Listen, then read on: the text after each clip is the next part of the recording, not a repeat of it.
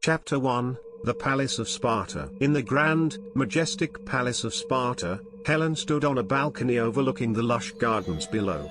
Her beauty was unparalleled, said to be the greatest in the world.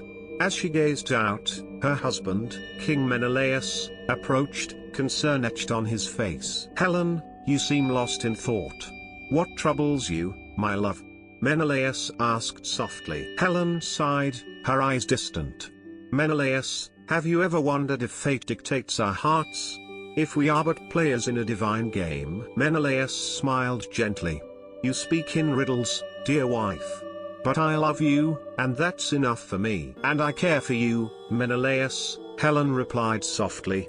"But my heart has always yearned for something more." Chapter 2, The Arrival of Paris. The palace buzzed with activity as Paris, the handsome prince of Troy, arrived. His presence was striking, his confidence evident in every step. Bowing before King Menelaus, he offered gifts from Troy. "King Menelaus, I bring gifts from Troy. May our lands be forever at peace," Paris declared. Menelaus nodded, pleased. "Welcome, Paris. Sparta is honored by your presence." He gestured to Helen. "This is my wife, Helen." As Paris's eyes locked with Helen's, a silent recognition passed between them. "The honor is mine," Paris said, a hint of wonder in his voice. To himself, he thought, "So this is the woman Aphrodite promised me." Helen and Paris exchanged a lingering gaze, a powerful attraction stirring between them. Chapter 3, A Fateful Night. In a secluded, moonlit garden, Helen and Paris met in secret. The night was serene, but their hearts were anything but calm. "Paris, what are we doing? This is madness," Helen whispered, her voice trembling. Paris took her hand, his eyes earnest. "Helen, I've loved you since the moment I saw you. Aphrodite herself declared you my true love. How can we deny the gods?" Helen looked torn. "But Menelaus, my husband, this will bring war, destruction." "Love is worth any cost," Paris said passionately.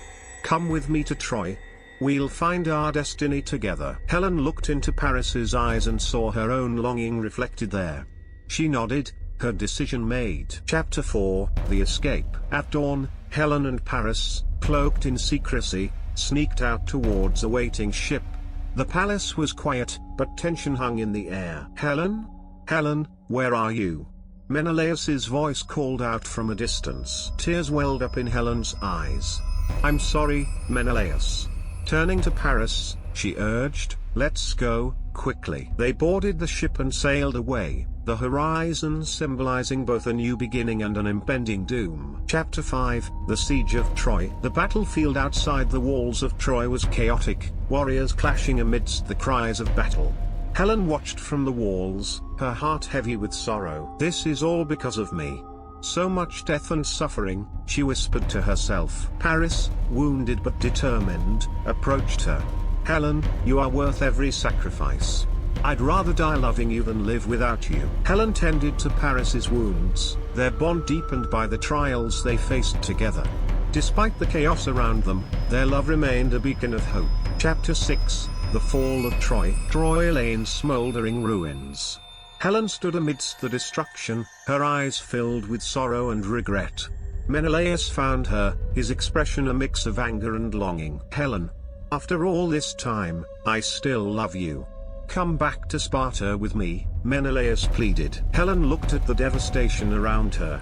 "Menelaus, my heart has been torn between duty and love. But I cannot ignore the truth any longer." "And what is the truth, Helen?" Menelaus asked softly. Helen gazed towards the sea, her voice steady. "Paris was my true love. But now, I see the cost of our passion. I must find my own path, for myself, and for those who suffered." Menelaus nodded, understanding. "Then go, Helen. Find your peace. Perhaps one day, our hearts will heal." Helen walked towards the horizon, leaving behind a legacy of beauty, love, and tragedy. Chapter 7, Epilogue. On a calm, serene beach, Helen stood alone, looking out at the vast ocean. The wind whispered around her, carrying the scent of the sea. In the end, true love is not about possession or conquest, Helen reflected. It's about the freedom to be who we truly are, and the courage to face the consequences of our desires. Taking a deep breath, she felt a sense of peace wash over her. Farewell, my loves. Farewell. As the sun set, casting a golden glow over the water, Helen walked along the shore, ready to embrace whatever the future held.